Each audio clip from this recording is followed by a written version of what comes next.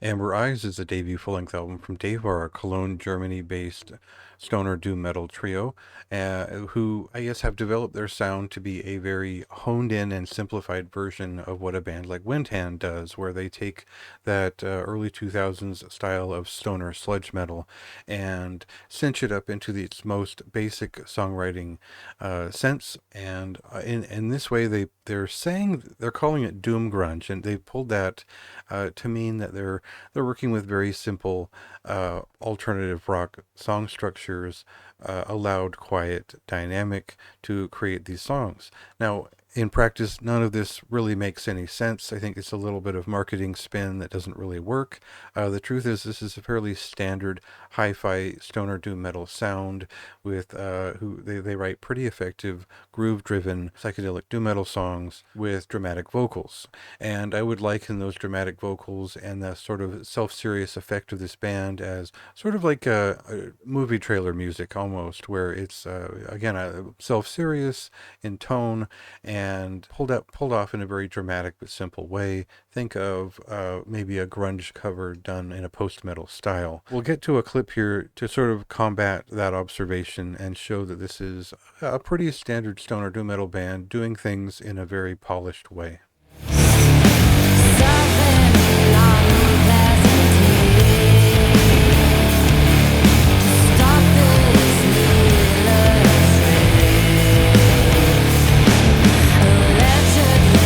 So that tunefulness is, and it's the main reason why I picked this record up and stuck with it. These are very heavy stoner metal guitars.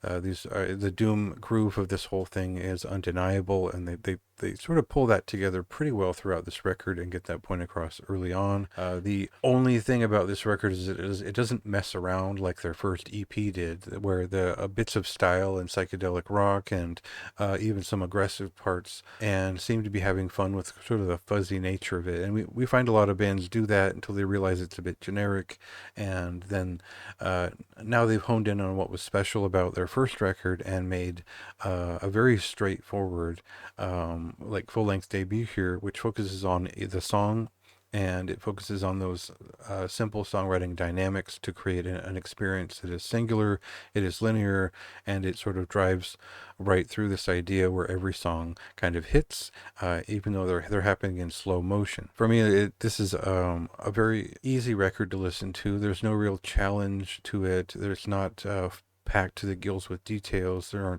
endless fills and guitar lines to really fill in space. Their idea is to focus on those vocal melodies and the harmonies available to that, and match it up with big riffs. And that's literally all that this record intends to do, and they do it quite well.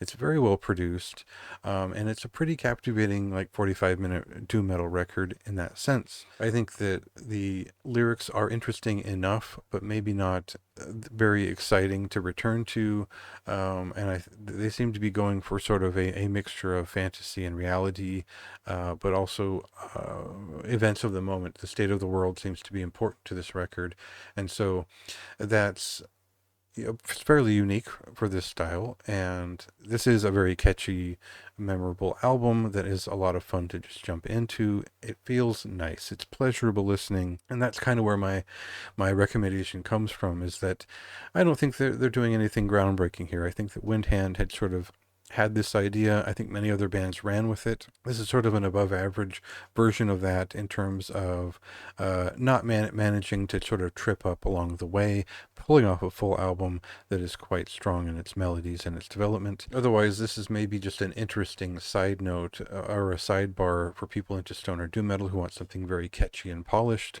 but also dramatic and serious in its delivery. So for me, it's a moderately high recommendation. I didn't think the lyrics were that interesting, and some of their general standards are sort of average or status quo in that sense, but that didn't stop these songs from being memorable. It didn't stop them from getting stuck in my head in that sense, and I think that's valuable in terms of just making headspace for music that makes you feel something or that's just interesting. So if that's what you're looking for, I think this is a decent option to check out and give it a chance. And go ahead and read my review for more of my thoughts. Check out the album. It released last week.